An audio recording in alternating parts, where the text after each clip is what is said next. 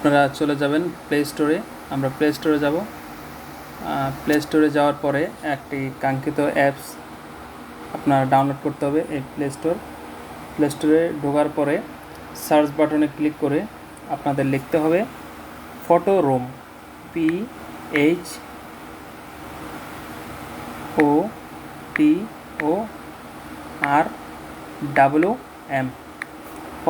ফটোরোমে আমরা ফটোরোম চলে আসলে স্পেলিংটা ভালো করে দেখে নেন। সার্চ বাটনে ক্লিক করলে আপনার ফটোরোম অ্যাপস, ফটোরোম অল ফটো এডিটর আমার ইনস্টল করা আছে, তার জন্য ইনস্টল করলাম না, সরাসরি আপনারা ইনস্টল করে নেবেন। সরাসরি আমি ওপেনে করলাম, অ্যাপসটিতে ওপেন করলাম। ওপেন করার পরে আপনার হোম পেজ চলে আসবে। এখন আমরা অবশ্যই এই সফটওয়্যারটা দিয়ে আপনার কাঙ্ক্ষিত পিকচারটিকে আপনি এডিট করতে চাইলে অবশ্যই নেট অন রাখতে হবে। আমার ডাটা অন আছে। আমরা স্টার্ট ফ্রম ফটোস, আমরা ফটোটি চুজ করব। চুজ করার এখন দেখব, এই দেখেন আমি এই ফটোটি চুজ করলাম। ফটোটির পিছনে অনেক ব্যাকগ্রাউন্ড যেটা আছে আসলে ভালো লাগতেছে না, তার জন্য আমরা এটা পুরো ব্যাকগ্রাউন্ডটা চেঞ্জ করব, বা দেখা যায় DHRL পিকচারের মতো ব্লার করে ফেলব। এখন পিকচারটি স্ক্যানিং হচ্ছে, আমরা একটু ওয়েট করি। আসলে আমার এখানে নেট স্লো মনে হয়, তার জন্য একটু লেট করতেছে। যেখানে নেট ফাস্ট থাকবে ওখানে অন শটে চলে আসবে এই জিনিসটা। সো আপনারা একটু দেখেন মনোযোগ দিয়ে।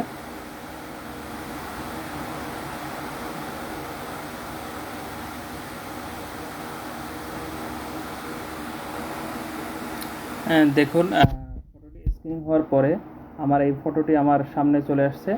এখন ফটোটির ভিতরে আমি কি কি করব, শুধু অনলি ফর সাবজেক্ট আর অবজেক্ট, এটা আপনাদের প্রথমে চিন্তা হবে। সাবজেক্ট হচ্ছে যেটা আপনি বা কার ছবিটি তুলতেছেন, যেমন আপনার ছবি আপনি তুলেছেন, এটা হচ্ছে আপনার হচ্ছেন সাবজেক্ট, আর আপনার পিছনে যেটা ব্যাকগ্রাউন্ড রয়েছে এটা হচ্ছে অবজেক্ট। সাবজেক্টটাকে আপনার সফটওয়্যারটা স্ক্যানিং করে নিয়েছে। এখন নেওয়ার পরে শুধু সাবজেক্টটি রেখে আপনার কি কি করতে চাচ্ছেন দেখেন। আপনার পিছনে সাদা হয়ে আছে, ব্ল্যাক হয়ে আছে, শুধু আপনি যে কোনো জায়গায় শুধু আপনার পিকচারটি বসাতে চাইলে এটা বসাতে পারেন। হোয়াইট আছে, ব্ল্যাক আছে। এখন আপনি অনলি ফর আপনি ব্লারটা নেবেন। এই দেখেন ব্লার, ফটো এডিটিং ক্লাসিক্সের ভিতরে অরিজিনাল, ব্লার এবং কালার স্লেপের ভিতরে আপনি ব্লারটা নেন। ব্লারটা নেওয়ার পরে আপনি দেখেন ব্লারটা চলে আসবে। আসলে একটু প্রবলেম করতেছে, আসতে লেট হচ্ছে, তার কারণ আমার এখানে নেটটি আসলে স্লো। আপনারা দেখতে পাচ্ছেন আমার স্ক্রিনে, এ দেখেন চলে আসছে। এখন দেখেন আমার পিকচারটা বাদে আমার পিছনে যত ব্যাকগ্রাউন্ডগুলো রয়েছে সম্পূর্ণ ব্লার হয়ে গেছে। এখন আপনি চাইলে ব্লার বাড়াতেও পারবেন, কমাতেও পারবেন।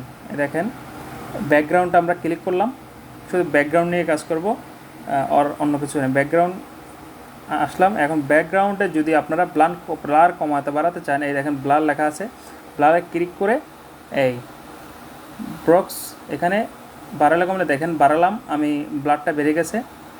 DSLR সম্পূর্ণ DSLR মতো ঘোলা হয়ে গেছে, পিছনে কমালাম, কমে গেছে। এখন আমরা যে যতটুকু যার চাহিদা ছবিটার মানানসই উপযোগী ওইভাবে রাখবো।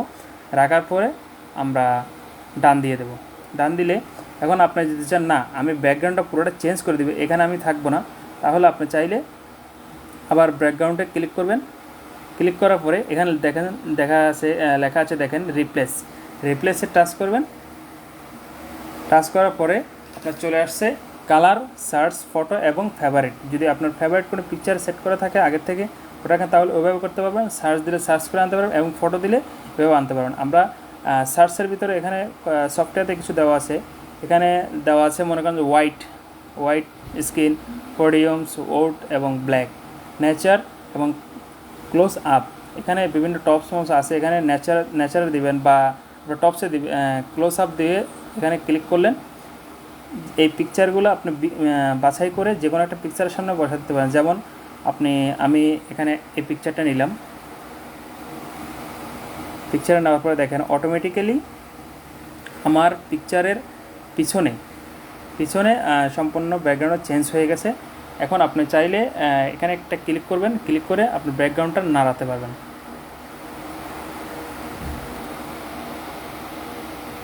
এখন সম্পূর্ণ ক্লিক হয়ে গেছে, সেট হয়ে গেছে। আপনার ব্যাকগ্রাউন্ডটা এভাবে চেঞ্জ করে দেখেন আমার ছবিটি কোথায় ছিল এখন কোথায় আসছে। সো আপনারা চাইলে অন্য পিকচারও দিতে পারেন সেমভাবে। আবার ব্যাকগ্রাউন্ডে যাব, রিপ্লেস,